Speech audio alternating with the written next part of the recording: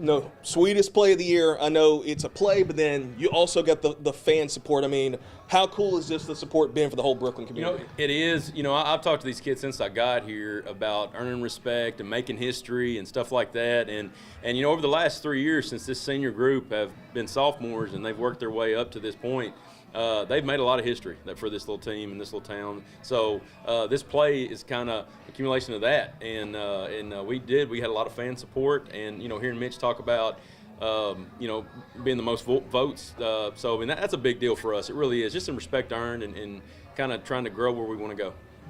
Just describe that play. Granted, it happened so long ago in week 1, but what do you remember from that play? Well, when you talk about people like Hayden Elder and Gabe Carter, you're talking about big play people, explosive people. And, we call him Big Play Gabe for this very reason. I mean, he got a simple screen. I mean, nothing fancy about the play. Simple screen that he broke tackles and made an explosive play happen. So, when you talk about it is a whole team effort, but, when you put the ball in playmakers' hands, things happen, and Gabe did that. Looking back on a milestone season, most wins in program history in a season, winning season in one of the hardest conferences in the state. Just how proud of you were you for the group what they were able to pull off? Great. I mean, when once again, talking about making history and this team really trying to earn some respect, they did that. They did that every week, and you're right, it is a hard conference. And I probably talk about that too much, but when you're in a tradition-rich conference like we are, to earn any kind of respect is a big deal. And this team really proved that, week in and week out, and I was real proud of them. And 6 wins to a lot of people probably is not a big deal, but for us it was huge, and I was real proud of them. Turning the page now to 2025, how are you feeling about this group that you're going to have in?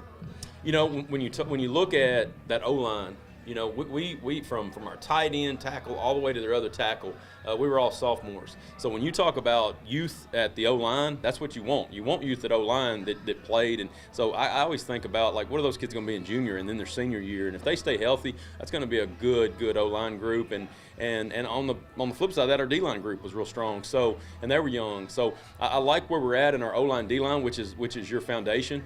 I like where we're at with those guys. We're just going to have to build the skill in, and we're getting some young guys there from junior high as well that we're going to build in. So I'm really up on our team. I think that the next couple of years, no promises, but they're a fun group that they're going to be fun to watch.